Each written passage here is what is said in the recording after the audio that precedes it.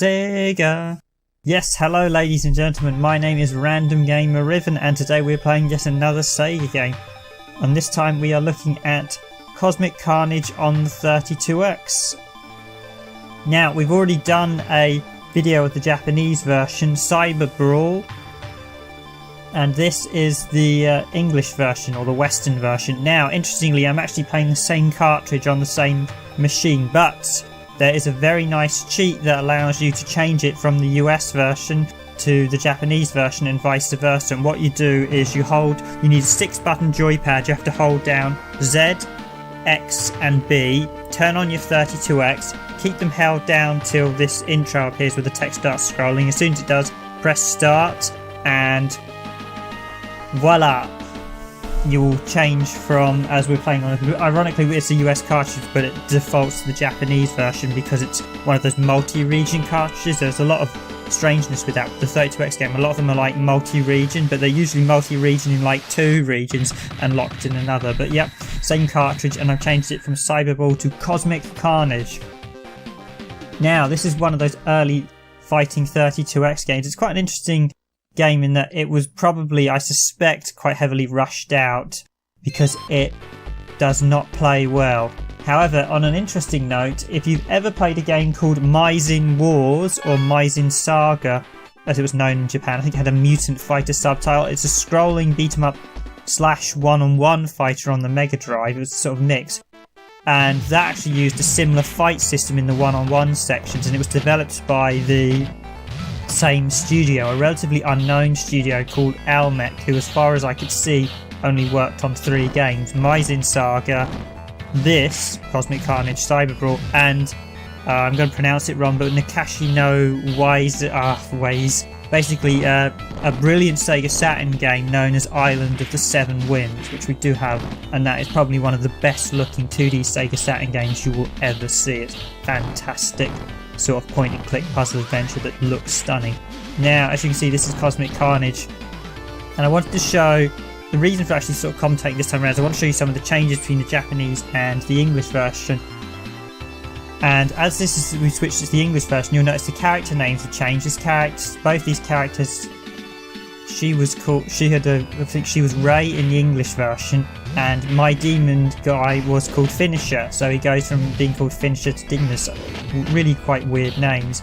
Now, just to show you how broken this character is, Finisher, or Demon as he's called in English, I'm just basically going to be constantly using his grapple throw to show you how unbalanced the fighting is. Basically, this attack does a ton of damage and you can do it really quickly. However, as you will see, the difficulty for this game is still pretty brutal. Certainly in requirement for actually completing the game to get the best ending, despite me clearing the game without losing a round, and I think no match took longer than about, I think the longest was about 60 seconds. Most of them we were generally finished in about 40 seconds. I still did not get the best ending. I got a slightly better ending, but still not quite. Well, in fact, it's the same ending, but it's just when the ship blows up at the end. But I suppose we should actually talk the actual fighting mechanics. So this is Talmac, he was Bolt, and if you watch our Japanese video, you'll see I did a playthrough as him. So yeah, again, he's another. I don't understand why we had all the name changes. I can understand perhaps changing the name of the human characters, but the Japanese, to change the name of the monster sort of aliens is a bit weird. But basically, the plot in the Japanese version revolves around 2 ships doing a test warp and both hitting one another. The plot of the English version, as they slightly tweaked it, implies the crew of one ship hijacked the vessel and then crashed into another ship to try and, yeah, I'd go with the Japanese plot, but neither really matter. The synopsis is 8 people are trapped on a ship that's about to blow up. There's one escape pod and they need to get to it.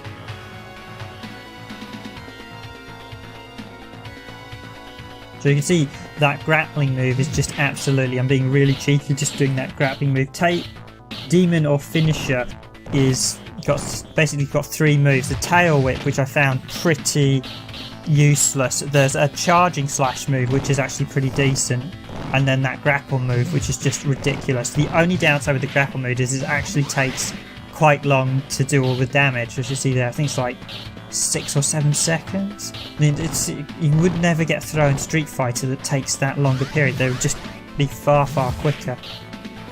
So, Cosmic Carnage or Cyber Brawl is an interesting game. I'm almost certain it was rushed out because of the lack of content. The fact in arcade mode there's only 7 fights, there's no mirror match or anything, although in 2-player you can play as the same character. And there's only one ending per all the characters, it's just whether your ship gets out, so there's no character specific ending, and it feels very much like this game was in fact rushed out. I suspect it looked like it came out in sort of Christmas 94 in the US and then came out in January 95. I mean, the 32X, there were a lot of problems developing for it, I know that, and again, sales of it were quite poor, so I think Sega did just rush out the titles after a while when they realised nothing was going to sell on it before they canned it. And this is basically a byproduct of it. Now, from what I understand of Almanic's development, they did have experience with some of them were ex-Technos Japan developers who had previously worked on Double Dragon, so in theory they had quite a good pedigree, and to some degree there's elements of that pedigree in this game by the fact that the collision is fairly spot on. A lot of fighting games have absolutely dire collision, this doesn't, but despite the fact the collision's half decent, and trust me when I say if you play games like Weapon Lord, as we mentioned in the text of the other video, games like Weapon Lords, Clay Fighters that had absolutely horrendous collision in the 32X era. There's a Dragon Ball Z fighter I managed to pick up from a car boot sale of like 50p for a laugh, and the collision in that was some of the worst I'd ever seen, and that was on the PS1, and that was truly, truly terrible. It was one of those games I was gobsmacked how bad the collision was.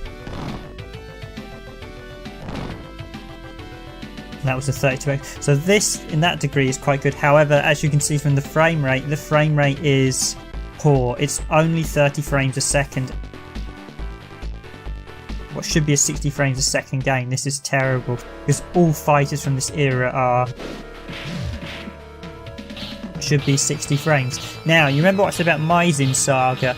The 4th stage boss, I was actually played through Maizen Saga last night. It's something called Beast Fury. He's like a green monster, and he has that almost identical tail animation to Naja here, and I'm almost certain they ripped off some of his animation and put it into this game, because that was also a Mega Drive game, and when you watch the one-on-one section with the sort of various beasts fighting out, I was like, hang on here, this looks very familiar. I'm almost certain some of this fighting engine might be based on Maizen Saga, and this one sort of mutant green thing with this huge tail has very similar attacks to Naja here.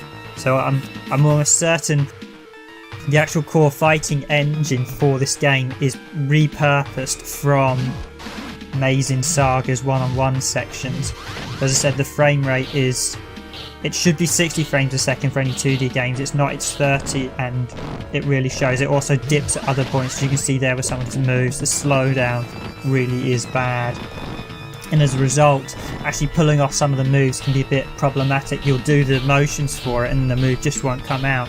And I'm a very good Street Fighter player and Mortal Kombat who can do the moves every time, so when you're watching doing the move like you've got a fireball and it's not coming out, it's infuriating. The other thing you should see here, Demon, this throw is just ridiculous. Okay, it doesn't do any of the sort of over the top blood and gore when you finish them with it, but it is just ridiculously powerful, and I'm cruising, absolutely cruising through the game at this point. There's just no challenge because there's just no decent balancing. Another point, as you see there with the human character, yes, this guy is called Naruto, so long before the Naruto manga, I should say.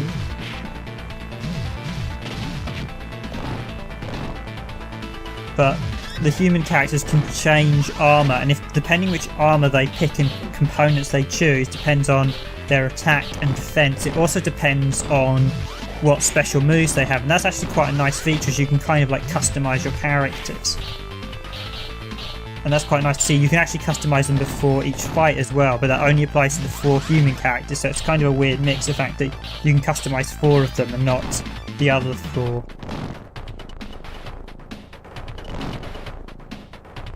And the customization actually works pretty well, but it does mean that some of the characters, like I know the human girl, she was almost immune to chip damage when I was fighting her in one of the fights when I was playing as Bolt in the Japanese version. It was infuriating because I did a trial run originally before I actually played through.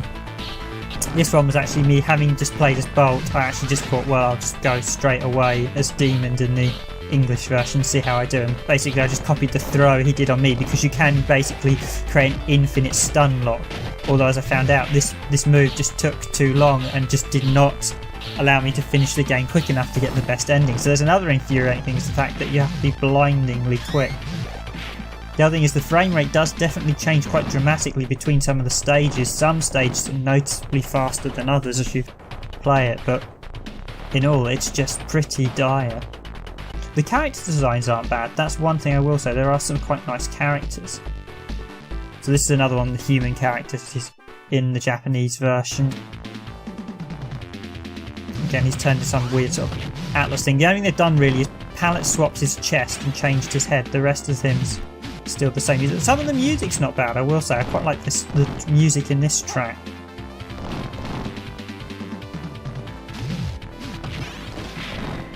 As you can see though, there is some, you can do some types of combos, but the frame rate and just the unbalancingness of the moves is just infuriating. The AI is also, this is called one of the easiest settings. On the harder settings, it just blocks absolutely everything you throw at it. So the only way you can really attack it is to discover exploits. Like on one opponent, if you crouch, he will always do a fly attack that goes over you that doesn't hit you, and then you can just straight off counter him. And that type of AI is infuriating because it's not fun to play against. It's more like learning a mechanic.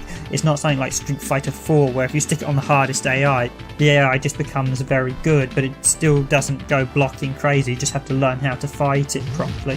Whereas these types of AIs were so defensive, you could not do anything unless you literally either use broken moves or use flaws in their AI to attack them, which is what the problem was with a lot of the 90s fighters that weren't done by Capcom or Mortal Kombat. I mean, Mortal Kombat was guilty of having infuriating AI, but Street Fighter never was. Street Fighter always had very good AI, and you could actively beat it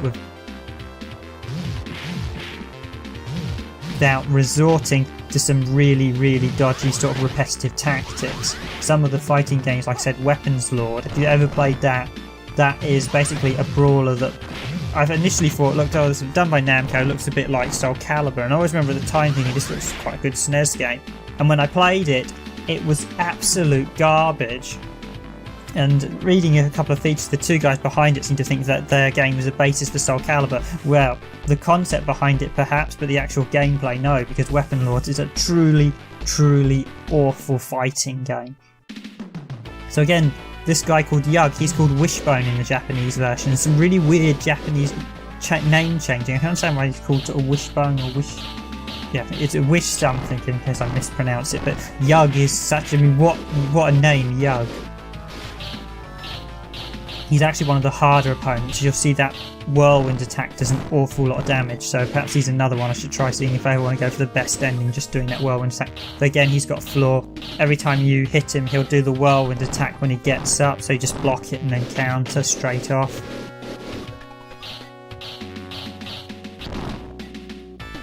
So you can see, this has been a fairly fast run, so we've just got one match left. I've not lost a round. Now you would expect there to be some sort of boss fight or something. There isn't.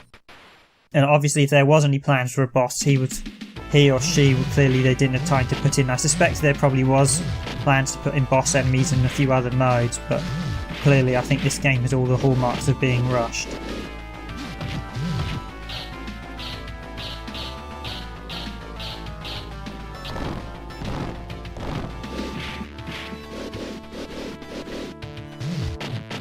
And I mean, this doesn't look much like a 32X game either. Aside from some of the scaling on the sprites, this could have easily been done on the Mega Drive without too much hassle. I mean, you only need to look, as I said, Mizen Wars, which clearly uses clearly the basis for this, and that has some really nice one-on-one fight sections, even if they don't play particularly well. The scrolling beat-em-up sections in Mizen Wars are absolutely fantastic. but the actual sort of inner sections are a bit hit and miss. So as you can see there, we've done it, we finished it, and I've got 19 seconds on the clock. Shall we see if I make it? Well, you know, as I mentioned earlier, but yeah, it's infuriating. I saw one guy manage to do it and he had like 30 seconds on the clock, but I mean, I would say that run should get me the good ending based on how quickly it took me. As you see there, the pod escaping and then boom, bad ending. Not the good ending's much better, it just shows the escape pod shooting away than the two ships exploding behind it, and that's it. But yeah, that's just brutal. That really is brutal with the time frame. Now we have the credits. You are the winner of the Carnage, however the ship exploded before you escaped. If only you had finished them faster. Only you had finished them faster. Not to the best use of English, but it makes sense. So yeah, that's what I mean about quick rushed endings as well. There's no sort of really coherent ending for each of the characters and no boss monsters. I mean, the credits are quite nice with the way this nice starry background, but you know, it does feel very much like it's one of those games that you think, yeah, had this had an extra 3, 4, 5 months, it might have actually been quite decent. But as it stands, the fact it's only 30 frames, the fact there's only 8 characters, you got 2-player mode, but other than that, there's not really much in the way of extra content, and it's a very, very bare bones arcade game. I suspect the difficulty of the ending was due to the fact that they knew they didn't have much content in it, so they made arcade mode more challenging by requiring you to have to defeat opponents incredibly quickly. Now, I don't know exactly what the time is. I assume it must be blindingly quick. You must have to finish each opponent in like 20 seconds a match or something silly, or 20 seconds a round. But yeah, it's just not in the slightest worldly balance, and I suspect that difficulty curve is purely to counter for the fact that people would have been going, hey, I just bought this game, I just finished it in 5 minutes, I want my money back. But certainly I do recommend Almanic Corp's other 2 games. As I said, Rising Wars is actually a really good scrolling beat 'em up. The one-on-one sections aren't quite so good, but certainly it's worth, if you played this and you play that, and or you do it the other way around, you will definitely notice the fighting sections in Rising Wars or Rising Saga. I think it's got Rising Wars Mutant Fighter or something in the Western version. You will definitely notice the similarities in the gameplay. Hope you enjoyed this video, hope you enjoyed this quick commentary. It's an interesting game. It's not the worst fighter. There are, as I said, games like Weapon Lords were even worse with the collision and everything was all over the place. The frame rate, of course, is a bit in pants. And there aren't actually a huge amount of games on the 32X, so beggars can't be choosers. But I think in terms of fighting, go for Virtua Fighters on the 32X every time. By far the best fighter on the system.